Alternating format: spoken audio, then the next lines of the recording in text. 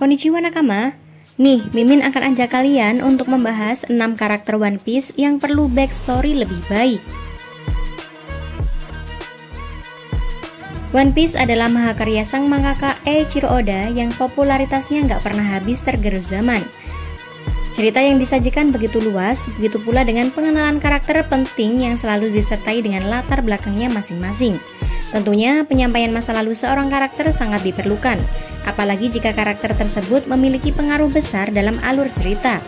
Dengan begitu, penggemar bisa memahami bagaimana mereka berkembang dan pada akhirnya menjadi sosok yang diperkenalkan saat ini nakama.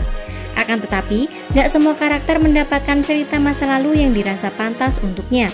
Beberapa di antaranya dikatakan berhak atas latar belakang hidup yang jauh lebih besar. Berikut sejumlah karakter One Piece yang perlu backstory lebih baik. Cek di video ini ya nakama, check this out. Yang pertama ada Caesar Clown. Caesar Clown adalah seorang ilmuwan gila yang ahli menciptakan senjata pemusnah massal. Akibat jejak buruk yang pernah Caesar tinggalkan sepanjang hidupnya, nilai bounty-nya bahkan menyentuh angka 300 juta belly.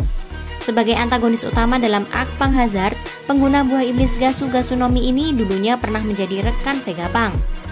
Keduanya menjalankan proyek yang berbeda, namun akhirnya Caesar melenceng dari aturan-aturan yang diberlakukan Vegapunk nakama.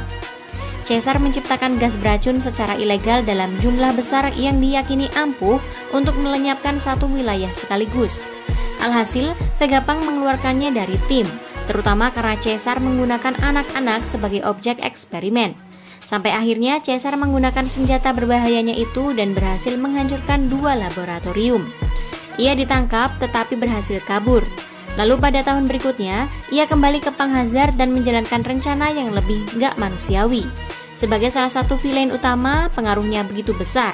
Latar belakang Caesar rasanya gak cukup menjadi alasan dari tindakan jahat yang ia lakukan di masa kini. Motifnya kriminal juga kurang diekspos. Apa mungkin satu-satunya tujuan Caesar hanya demi membuktikan keunggulannya dibandingkan Vegapunk? Yang kedua ada Roronoa Zoro. Zoro telah tampil sebagai salah satu karakter terkuat dalam serial One Piece.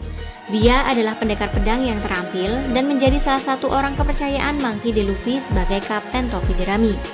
Konon, ambisi besar yang Zoro hadirkan merupakan efek dari kisah masa kecilnya bersama seorang teman atau rival bernama Shimotsuki Kuina.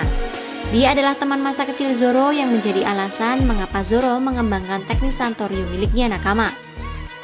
Semua bermula setelah Zoro secara rutin bertarung melawan Kuina agar bisa mendapatkan pengakuan dari pemilik dojo yang merupakan ayah Kuina. Sayangnya, Kuina mengalami kematian yang agak konyol, yaitu akibat terjatuh dari tangga. Harus diakui, kematian sosok yang berarti bisa menjadi faktor kuat mengapa seseorang mengambil tindakan tertentu. Meski begitu, dalam kasus Zoro, rasanya alasan tersebut kurang sebanding dengan hal-hal besar yang harus Zoro hadapi di masa yang akan datang selama proses memenuhi ambisinya ya nakama. Yang ketiga ada Kaido. Berikutnya ada Kaido, sosok berbahaya yang menjadi antagonis utama selama arc Wano Country. Terakhir, harga bounty Kaido berhasil tembus di angka yang spektakuler, yaitu 4.611.100.000 belly. Dengan reputasi Kaido yang disebut-sebut sangat sulit dikalahkan di medan perang manapun, sangat disayangkan karena masa lalunya nggak begitu digali lebih spesifik ya nakama. Hal-hal yang diungkap sebatas masa mudanya yang sering membiarkan dirinya ditangkap saat merasa lapar. Lalu, ketika mendapatkan makanan, Kaido akan kabur dengan mudahnya. Kaido dikenal mustahil untuk dipenjara apalagi dieksekusi. Namun pada akhirnya, Luffy yang mampu mencapai wujud Gear 5-nya berhasil memaksa Kaido bertekuk lutut. Meski begitu, latar belakang Kaido rasanya perlu diulas lebih baik, sehingga penggemar bisa sama-sama paham terkait motif kejahatan yang selama ini ia lakukan. Lanjut yang keempat ada Yamato.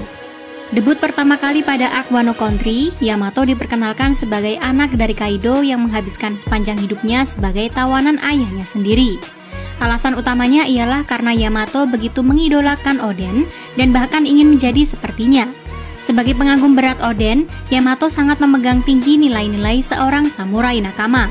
Namun poin yang menjadi alasan mengapa Yamato mengagumi Oden terasa kurang dieksplorasi lebih rinci, sehingga rasanya nggak cukup kuat untuk disebut sebagai alasan ya. Yang keenam ada Usopp. Usopp diceritakan dengan masa lalu yang cukup menyentuh, tetapi dinilai masih kurang sepadan dengan backstory kru bajak laut topi jerami lainnya. Di masa kecilnya, Usopp yang berasal dari desa Sirup harus kehilangan sang ibu yang jatuh sakit karena nggak kuat melepas kepergian ayah Usopp, yakni Yasopp yang pergi bersama kelompok bajak laut Shanks. Usopp sampai sengaja membohongi ibunya dengan mengatakan bahwa Yasopp pulang hanya agar sang ibu senang dan kondisinya membaik. Sayangnya, itu nggak cukup untuk membuat ibunya bertahan hidup nakama. Selain itu, Usopp jadi terbiasa berbohong untuk sekedar menghibur dirinya sendiri. Ini adalah alasan kisah masa lalu yang menyedihkan, tetapi mungkin kurang istimewa. Dan yang terakhir ada Senor Pink. Sosok antagonis yang memiliki masa lalu memilukan ini, dia adalah bagian dari kelompok bajak laut Don Quixote yang nilai bounty-nya berada di angka 58 juta berry. Latar belakang Senor Pink cukup tragis, di mana ini menjadi awal mula mengapa Senor Pink mengenakan pakaian bayi. Dulu, ia memiliki seorang istri bernama Russian yang membenci bajak laut. Senor Pink akhirnya nggak jujur tentang pekerjaan sebenarnya karena hal tersebut. Suatu hari, anak mereka yaitu Gimlet sakit dan meninggal. Di lain waktu, Russian mengalami kecelakaan sehingga dirinya nggak mampu bereaksi terhadap apapun selain saat melihat Senor Pink mengenakan pakaian milik Gimlet. Senor Pink terus menggunakan pakaian bayi bahkan setelah Russian meninggal. Cerita Senor Pink memang sangat tragis, tetapi sangat disayangkan karena hal tersebut nggak dijadikannya alasan untuk penebusan dosa. Sebaliknya, ia terus menipu dirinya sendiri tanpa berusaha melakukan sesuatu yang kiranya bisa membuat mendiang istri dan anaknya bahagia. Nah, itulah beberapa karakter One Piece yang perlu backstory lebih baik. Bagaimana menurut pendapat kalian nakama? Coba sampaikan di kolom komentar ya. See ya!